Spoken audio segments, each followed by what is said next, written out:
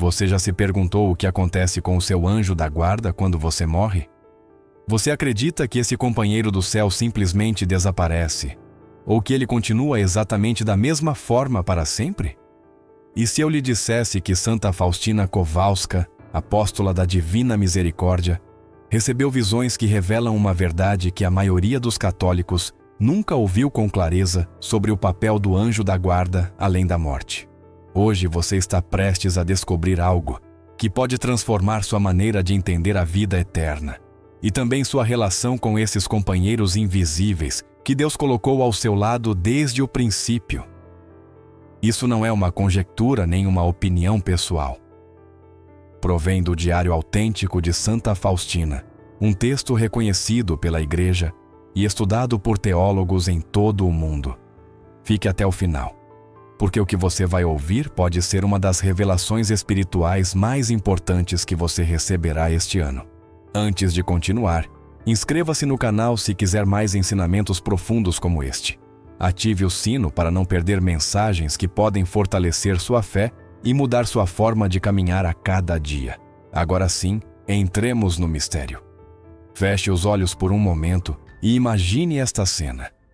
Você está de pé em uma capela silenciosa.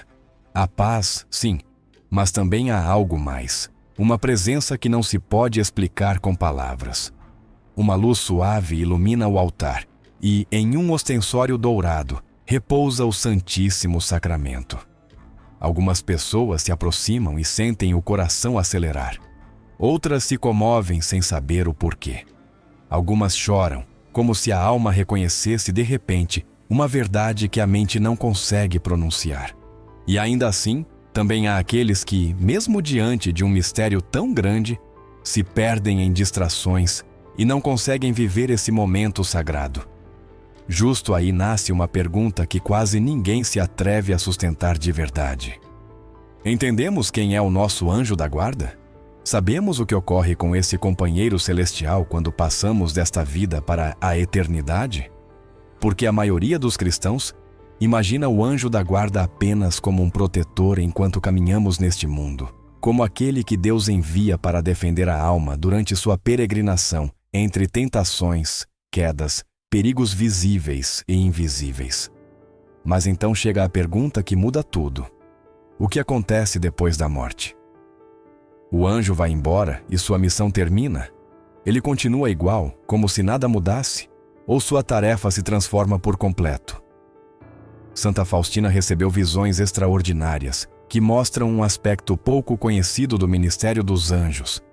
Em seu diário, ela descreve momentos em que seu anjo da guarda a levou a regiões espirituais que a linguagem humana mal consegue tocar. E entre essas experiências, há uma que atinge o coração.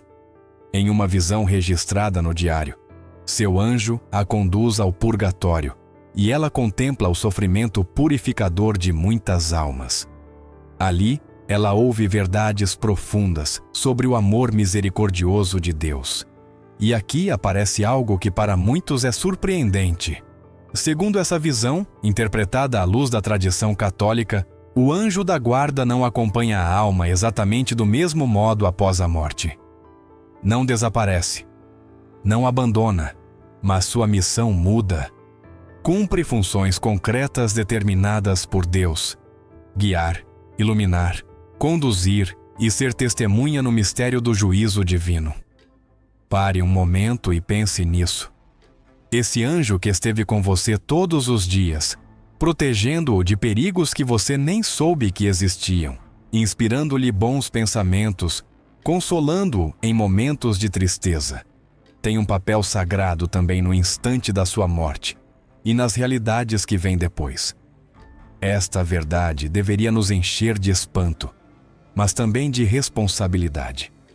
Se o seu anjo da guarda tem uma missão tão importante não só na vida, mas também na morte, então surge uma pergunta inevitável. Como você está vivendo hoje? Como trata esse companheiro invisível que nunca saiu do seu lado?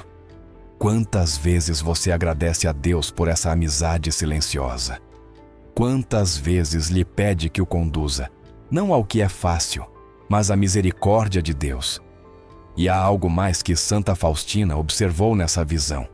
As almas no purgatório rezavam com grande fervor, mas sem poder ajudar a si mesmas. Apenas nós, os vivos, podemos ajudá-las. Esta frase abre uma porta enorme para a comunhão dos santos, para a oração de intercessão e também para entender que o anjo guia, mostra, protege, mas age sempre dentro do plano de Deus. Não força a liberdade humana, não obriga ninguém a se arrepender. Conduz a alma para onde ela deve estar, para uma conversão mais profunda em vida ou para a purificação depois da morte. Fique comigo, porque na próxima parte vamos descer ao terreno firme do que a Igreja ensina sobre os anjos e o que Santa Faustina viveu sobre a presença real de seu anjo da guarda. Não como uma ideia bonita, mas como um companheiro vivo, constante e fiel. Para entender o que ocorre depois da morte, primeiro é preciso voltar ao essencial. A Igreja não fala dos anjos como uma metáfora bonita, nem como um recurso poético para nos animar. Fala deles como uma realidade. Desde o princípio, a fé católica sustenta que Deus quis cercar a vida humana de uma custódia espiritual constante, discreta, mas real. E isso não nasce de uma ideia moderna nem de uma tradição popular sem fundamento. Está apoiado na Sagrada Escritura e afirmado no ensinamento oficial da Igreja. No Salmo 91, aparece uma frase que, quando ouvida devagar, deixa de ser bonita e se torna séria. Deus manda seus anjos para que te guardem em todos os teus caminhos. Não diz, às vezes, não diz, se você merecer. Fala de uma proteção que acompanha todo o caminho. E o próprio Jesus, no Evangelho, menciona os anjos dos pequeninos e diz que esses anjos veem a face do Pai. Não é uma imagem infantil. É uma afirmação que coloca cada pessoa sob um olhar celestial constante. E a carta aos Hebreus descreve os anjos como espíritos servidores, enviados para ajudar aqueles que herdarão a salvação. Se isso é verdade, então sua vida não é apenas o que se vê. Há uma história invisível caminhando com você. Por isso, o catecismo o expressa com uma clareza que não deixa margem para dúvidas. Desde a infância até a morte, a vida humana é cercada pelo cuidado atento e pela intercessão dos anjos. Ou seja, não se trata de um acompanhamento ocasional, mas de uma missão estável. E aqui vem uma pergunta que pode incomodar e, ao mesmo tempo, despertar a alma.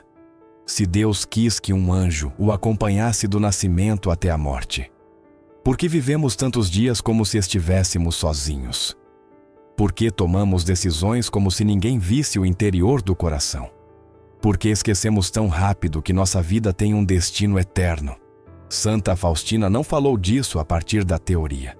Para ela, o anjo da guarda não era uma ideia, era uma presença. Em seu diário deixou escrito que seu anjo estava sempre com ela, visível aos olhos de sua alma.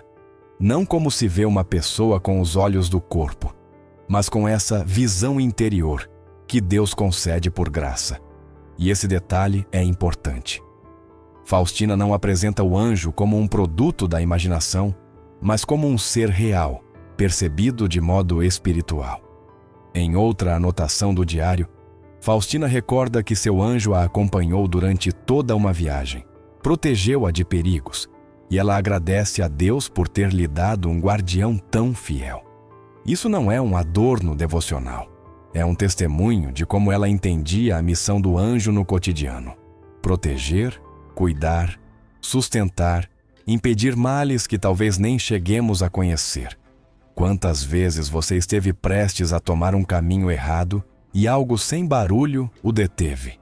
Quantas vezes sentiu uma advertência interior, um incômodo santo, uma luz repentina que o fez escolher melhor? E se nesses momentos não era simplesmente sua intuição, mas uma ajuda real que Deus lhes enviava? Porque, segundo o que é exposto no conteúdo original, a missão do anjo durante a vida é ampla. Protege de perigos físicos que muitas vezes não vemos chegar. Inspira bons pensamentos e desejos santos.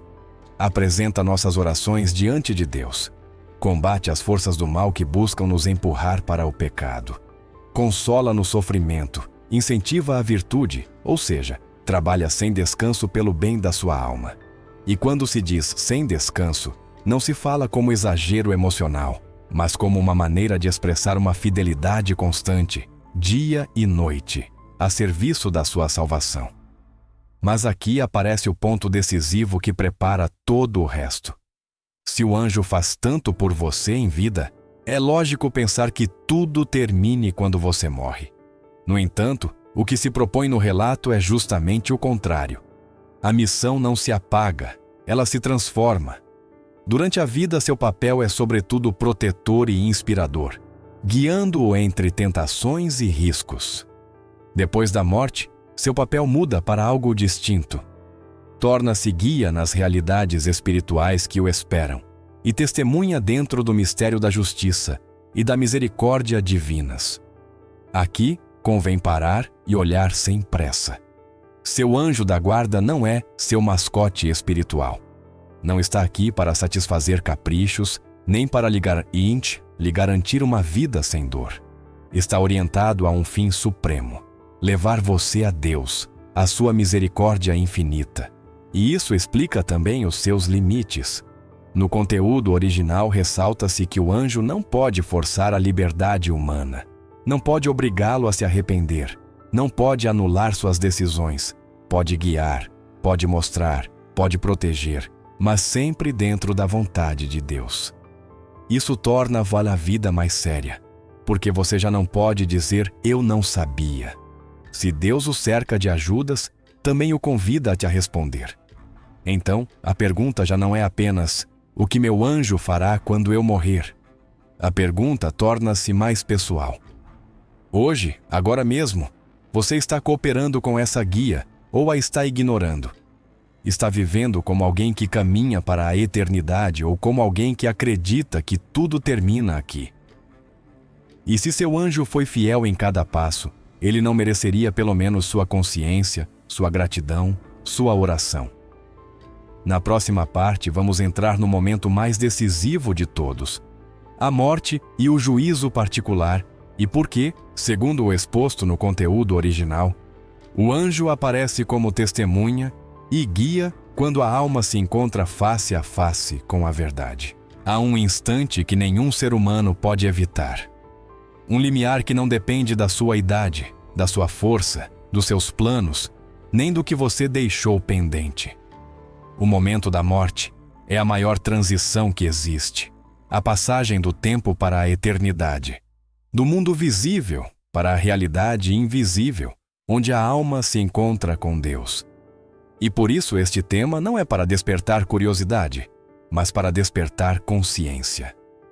A doutrina católica, apoiada na Escritura, afirma que logo após a morte, cada pessoa atravessa o que se chama juízo particular. Não é o juízo final do fim dos tempos, é imediato, é pessoal. É o instante em que a alma comparece diante de Cristo e vê sua vida inteira sob a luz da verdade divina. Nada fica escondido. Não apenas o que você fez, mas também o que omitiu. Não apenas o visível, mas as intenções reais do coração. Não como um espetáculo para humilhá-lo, mas como uma luz que revela tudo. A carta aos Hebreus diz isso com uma frase que não admite desculpas. Está estabelecido que o ser humano morra uma só vez, e depois venha o juízo. O objetivo não é nos aterrorizar. O objetivo é nos lembrar de que a vida tem um peso eterno. Que o modo como você ama, o modo como escolhe, o modo como responde à graça, não se perde no nada. Tudo fica recolhido na memória de Deus, que é justiça perfeita e misericórdia perfeita ao mesmo tempo. E aqui entra uma palavra que muda tudo: misericórdia. No conteúdo original, recorda-se uma mensagem atribuída a Jesus no diário de Santa Faustina, que consola de uma maneira quase impossível de descrever. No momento da morte, ele não se apresenta como um juiz severo, mas como um salvador misericordioso, para aqueles que confiam em sua misericórdia.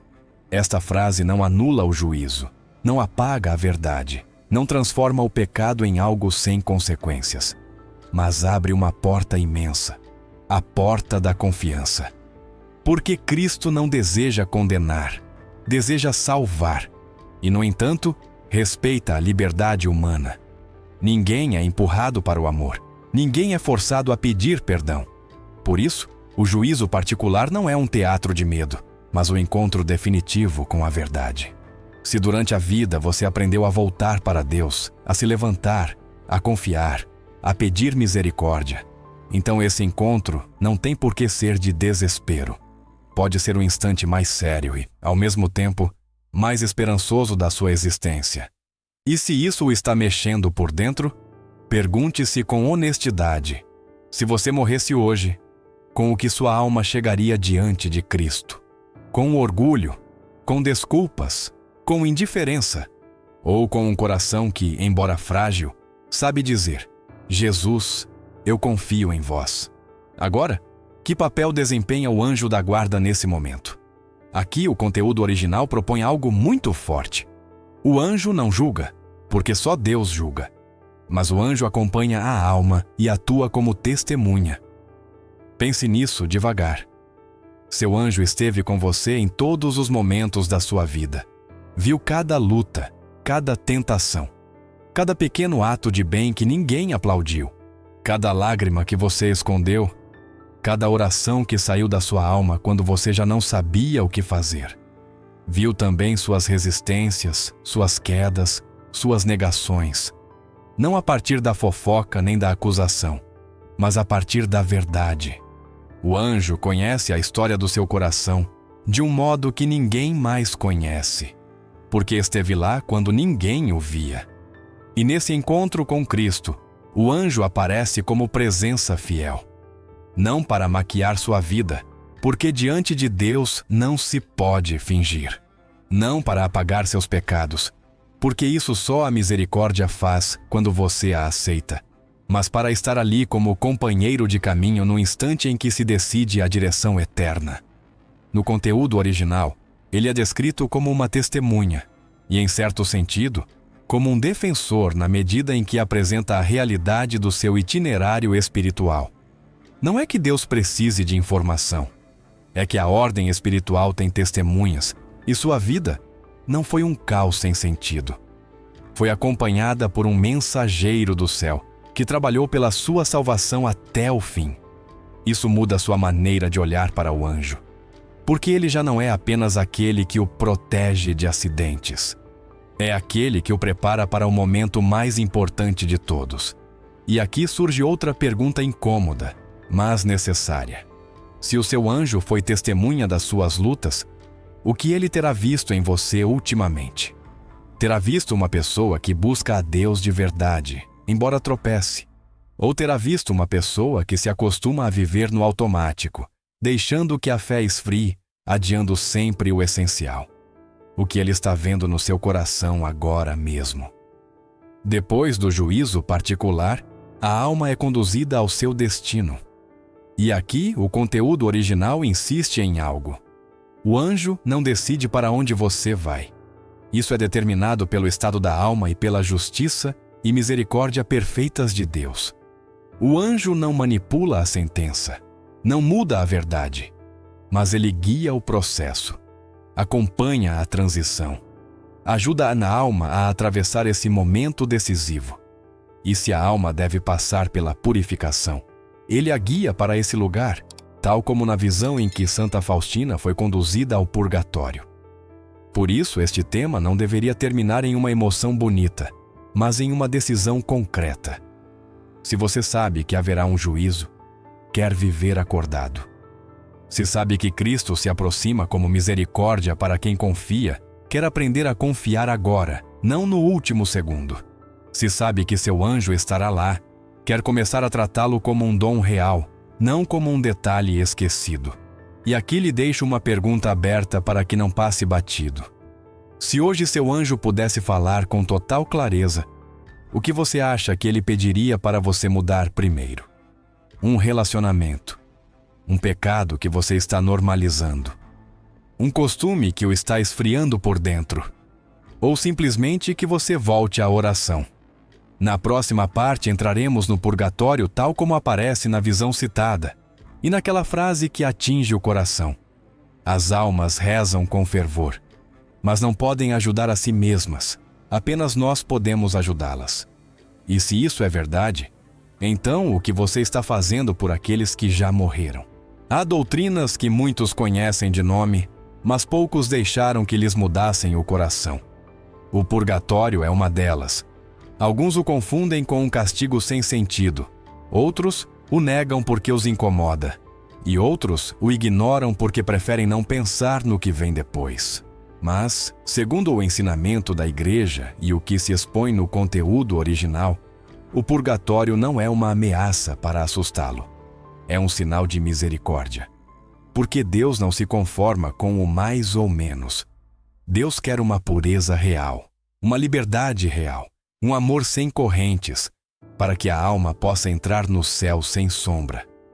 No conteúdo original, apresenta-se a visão de Santa Faustina como uma janela para esta realidade. Ela escreve que viu seu anjo da guarda e que o anjo ordenou que ela o seguisse. Não pediu, ordenou. Esse detalhe mostra algo importante.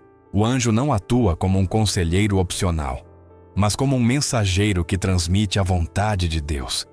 E então, num instante, ela se vê transportada para um lugar misterioso, nebuloso, cheio de fogo, com uma multidão de almas que sofriam. Esse lugar era o purgatório. A cena não é contada para entreter, mas para advertir com amor. Ela vê sofrimento, sim, mas também vê oração intensa, uma espécie de clamor ardente que não é desespero, mas desejo.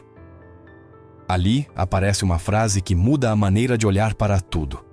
As almas rezavam com grande fervor, mas sem eficácia para si mesmas. Apenas nós podemos ajudá-las. Pare aqui. Respire. Porque esta frase não é poesia. É um chamado. Se isso é verdade, então o mundo dos vivos tem um poder enorme, e a indiferença torna-se uma tragédia silenciosa. O que significa rezarem sem poder ajudar a si mesmas. Significa que o tempo de merecer, de escolher, de crescer por decisão própria, terminou com a morte. Agora a alma está num processo de purificação que depende da misericórdia de Deus e da comunhão dos santos, ou seja, da oração da Igreja, especialmente dos vivos. Não se trata de pagar uma dívida como se Deus fosse um cobrador. Trata-se de ser curado. E a cura, quando a alma vê a verdade com clareza absoluta, dói, porque o amor de Deus ilumina tudo e queima toda mentira, toda máscara, todo apego que ainda restava. O conteúdo original também recorda que o purgatório não é uma segunda chance para quem rejeitou a Deus. A decisão fundamental fixa-se na morte. O purgatório é para aqueles que morrem em graça, em amizade com Deus, mas ainda imperfeitamente purificados. É a última limpeza, a última cura, antes da entrada plena no céu. E isso, embora doloroso, é misericórdia. Porque significa que Deus não lhe fecha a porta pelas suas feridas se você não o rejeitou, mas o cura para que você possa entrar. Agora, que papel desempenha o anjo da guarda aqui? Na visão relatada, o anjo é o guia. Conduz Faustina ao lugar que ela não poderia alcançar por si mesma. Protege-a dentro de uma realidade que supera o humano. E a traz de volta. Isso sugere algo. Os anjos têm acesso a realidades que nós não vemos e atuam como mensageiros, guias e servidores do plano de Deus. Não se movem por capricho, não improvisam, não agem por conta própria. Cumprem o que Deus manda, nada mais e nada menos. E aqui aparece um equilíbrio muito importante que o conteúdo original ressalta. O anjo pode guiar, mostrar, proteger, mas tem limites. Não pode forçar a liberdade humana. Não pode mudar a sentença de Deus. Não pode arrancar o arrependimento à força. Sua missão está orientada a conduzir a alma para onde ela deve estar, seja para uma conversão mais profunda em vida, ou para a purificação depois da morte. Isso torna sua vida mais séria e, ao mesmo tempo, mais esperançosa. Séria, porque ninguém pode salvá-lo sem a sua resposta. Esperançosa, porque você não está sozinho no caminho. Agora ouça bem esta consequência prática. Se as almas do purgatório não podem ajudar a si mesmas, então sua oração tem um valor enorme. Uma oração simples, um oferecimento, uma missa, um ato de caridade feito por elas, pode trazer alívio real a uma pessoa concreta que já não pode fazer nada por si mesma. E aqui nasce uma pergunta que incomoda, mas que salva. Quando foi a última vez que você rezou pelos mortos? Não pela ideia dos mortos, mas por almas reais, talvez por alguém da sua família, talvez por alguém esquecido, talvez pelos mais abandonados. No conteúdo original insiste-se. Essa visão de Faustina revela uma verdade profunda sobre a comunhão dos santos. A igreja não é feita apenas pelos que estão vivos. Também estão aqueles que se purificam e aqueles que já estão na glória. E Deus, em sua misericórdia, quis que nos ajudássemos, que nossos atos de amor ultrapassem o limite da morte, que o que façamos aqui tenha eco na eternidade. E agora, se isso o toca, faço-lhe uma pergunta aberta para mantê-lo acordado.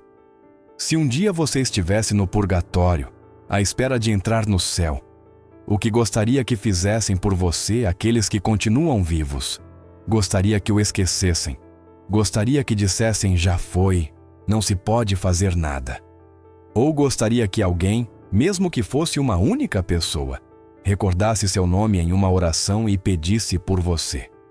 Se você quisesse isso, por que não começar hoje a fazê-lo pelos outros?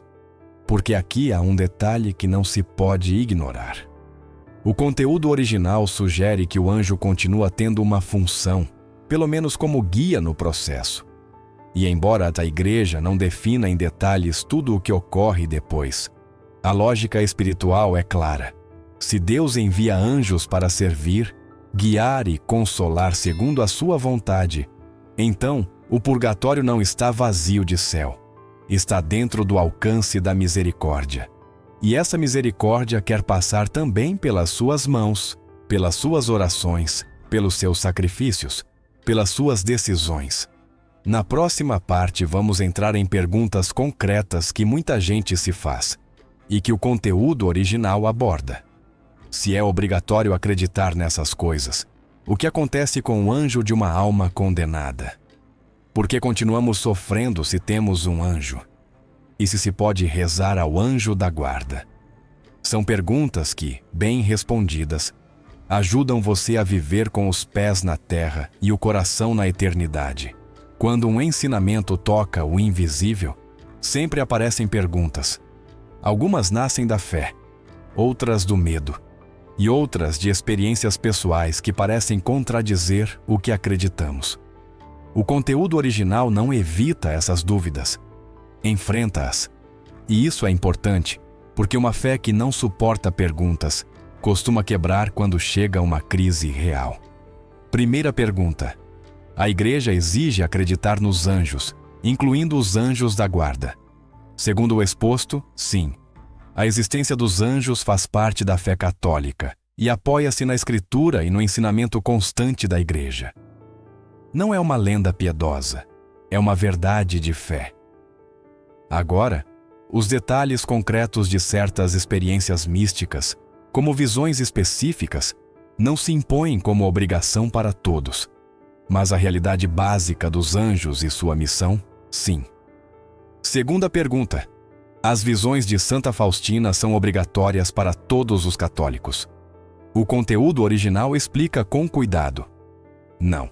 As revelações privadas, mesmo quando aprovadas e consideradas seguras, não pertencem ao mesmo nível que a Escritura e a tradição. Não são um novo evangelho. Seu valor é iluminar, despertar, impulsionar para uma conversão, confirmar uma verdade que já existe na fé. Você pode não aceitá-las como experiência literal e ainda assim não contradizer a fé. Mas seria imprudente desprezá-las sem humildade, especialmente quando apontam para algo que a Igreja já ensina: a misericórdia de Deus, o juízo, a necessidade de conversão, a comunhão dos santos. Terceira pergunta, talvez a mais dolorosa: se meu anjo da guarda está comigo e é poderoso, por que continuo sofrendo? Por que me acontecem coisas ruins? Aqui o conteúdo original deixa clara uma ideia que muitos esquecem.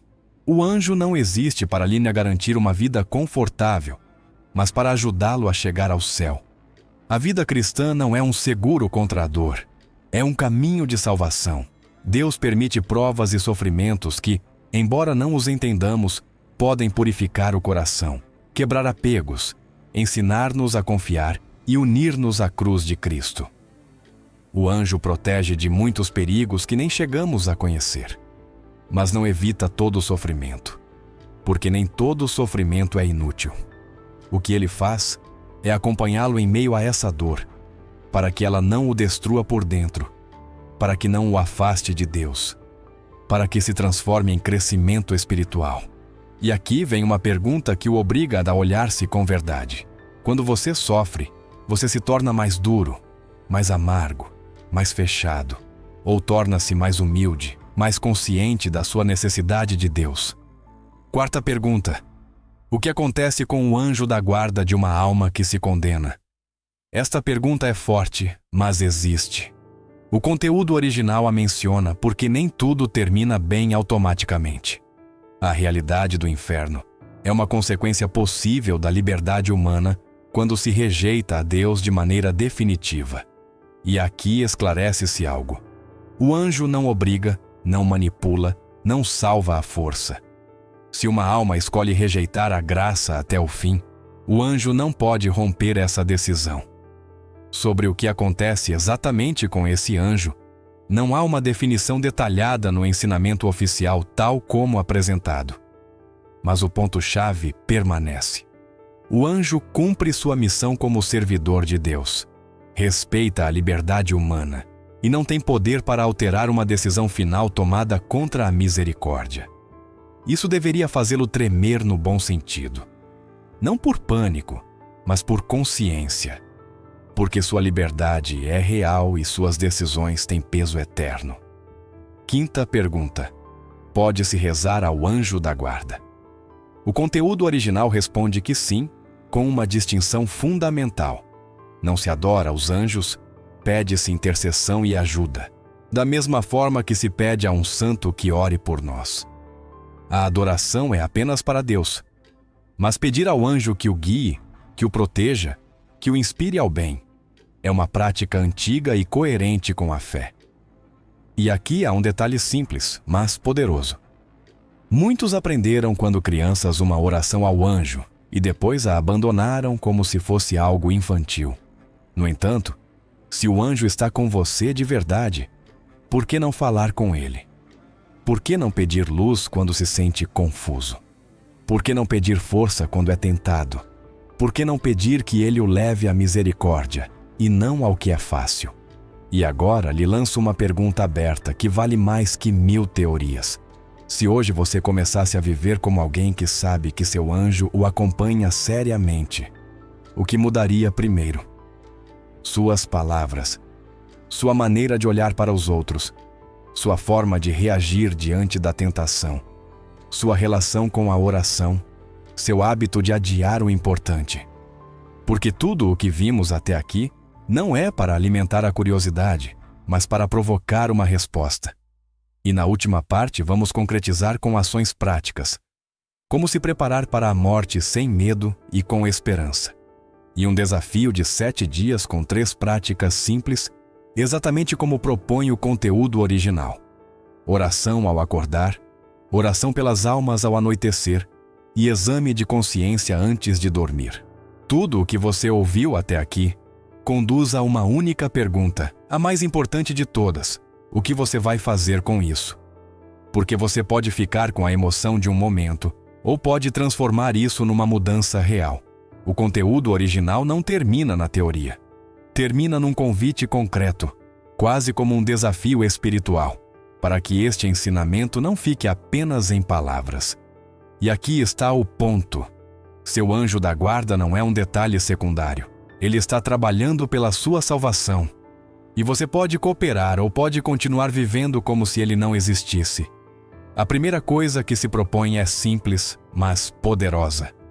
Durante 7 dias seguidos, ao acordar, faça uma oração breve ao seu anjo da guarda. Não uma oração mecânica, mas consciente. Algo como: Anjo da guarda, guia-me hoje em tudo o que eu fizer. Protege-me do mal. Inspira-me para o bem. Apresenta minhas orações diante de Deus e leva-me sempre para a sua misericórdia. Esta oração não é mágica, não compra favores. É uma maneira de reconhecer uma presença real e de se alinhar com a missão que Deus lhe confiou. E se você se pergunta se adianta, pense nisso. Quantas vezes você começa o dia levado pela pressa e termina reagindo sem pensar? E se nesses momentos seu anjo pudesse lhe dar uma luz, uma pausa, uma saída? Por que não pedir? A segunda coisa do desafio toca o coração do purgatório e aquela frase que não se esquece. As almas rezam com fervor, mas não podem ajudar a si mesmas. Apenas nós podemos ajudá-las. Por isso, durante 7 dias, todas as noites, antes de dormir, reze pelas almas do purgatório. Uma oração simples como: Dai-lhes, Senhor, o descanso eterno e que a luz perpétua os ilumine. Que descansem em paz. E depois acrescente suas palavras por alguém concreto, um familiar, um amigo, ou mesmo pelas almas mais esquecidas, aquelas de quem ninguém lembra, que não tem quem reze por elas. O conteúdo original insiste nisso, porque aqui se joga algo grande. A fé deixa de ser individualismo e torna-se comunhão. Seu amor pode atravessar a morte, sua oração pode aliviar uma alma real. E agora vem a terceira prática, a mais exigente, mas também a que mais o transforma. Cada noite, faça um exame de consciência. Não para se obcecar nem para viver culpado, mas para viver acordado. Pergunte-se com honestidade: hoje, onde cooperei com a graça? Onde fui fiel? Onde escolhi o egoísmo? Que tentação aceitei? Que inspiração boa ignorei? Que palavras disse que não deveria ter dito? E depois, faça um ato de contrição, pedindo perdão e propondo uma mudança concreta para o dia seguinte. Se reconhecer um pecado grave, a proposta é clara: não o normalize, vá se confessar. Porque uma das ideias centrais do conteúdo original é esta: o juízo particular é real e a confiança na misericórdia de Jesus é decisiva. Mas essa confiança não é desculpa para viver como se nada importasse. É um convite para voltar, para limpar o coração, para se preparar. Se você fizer estas 3 coisas durante 7 dias, não é que sua vida se tornará perfeita, mas algo muda. Você começa a viver com presença. Começa a notar que não está sozinho. Começa a olhar suas decisões com mais seriedade. E, acima de tudo, começa a se preparar para a morte sem morbidez e sem pânico, como o que realmente é, o encontro definitivo com Cristo. Porque o conteúdo original coloca uma imagem final que é tão simples quanto arrebatadora. Imagine seu último momento. O corpo se apaga, o medo tenta entrar, a confusão poderia dominar, mas então você sente uma presença, o anjo que esteve com você desde o princípio, o que o protegeu de perigos que você nunca viu, o que o inspirou quando você estava prestes a cair, o que o consolou quando não sabia a quem recorrer. Esse anjo está lá, não para lhe prometer uma vida fácil, mas para conduzi-lo no passo mais importante. E aqui chega a pergunta final, aquela que realmente decide se esta mensagem o transformou ou apenas o entreteve. Se o seu anjo tem sido tão fiel, o que você vai fazer a partir de hoje? Vai continuar ignorando-o? Vai continuar rezando apenas quando lhe convém? Vai continuar adiando a conversão como se tivesse o amanhã garantido? Ou vai levar a sério este chamado e começar a viver de outro modo? Deixo-lhe 2 perguntas abertas, para que não feche o vídeo sem uma resposta interior. A primeira: Se você morresse esta noite, o que mudaria se pudesse voltar atrás um único dia? A segunda, a partir de hoje, qual será seu primeiro passo concreto? A oração ao acordar, a oração pelos falecidos, o exame de consciência, ou talvez algo mais básico, voltar para Jesus com confiança e dizer: com verdade, Jesus, eu confio em vós.